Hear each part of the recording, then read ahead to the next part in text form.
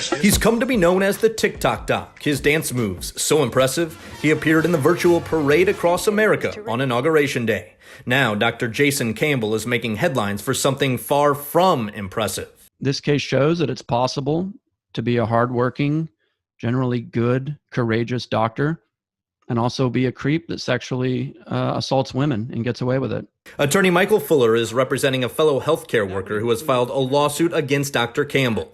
The suit alleges that early last year, Campbell sexually harassed and assaulted the woman while she was employed at the VA hospital next to OHSU.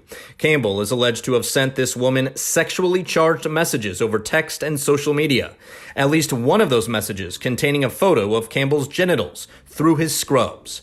Campbell is also accused of sneaking up behind the woman and forcibly pushing his body into hers. But it appears Mr. Campbell, acted on impulse at times and made bad decisions, of course.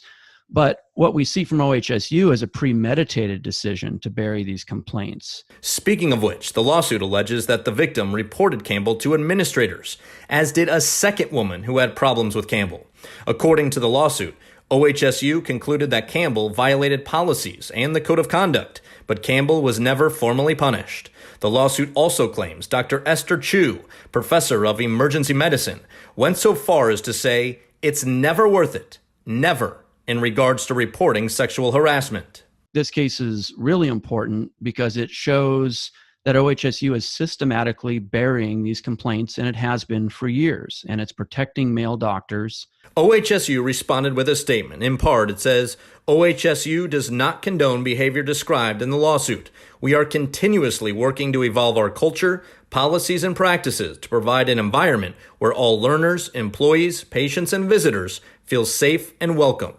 Michael Fuller doesn't buy it. He says OHSU is too focused on protecting its doctors. They don't terminate them, and they don't make the complaints public. They don't tell patients. They don't tell the Oregon Health Authority. They don't tell future employers. Perhaps upwards of $4.5 million will change that.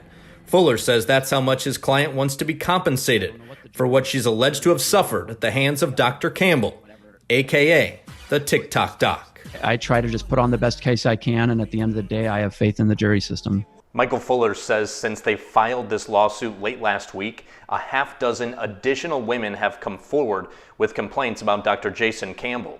His attorney tells me that Campbell is innocent and this case will not be tried in the media. I'm Mike Benner for KGW News.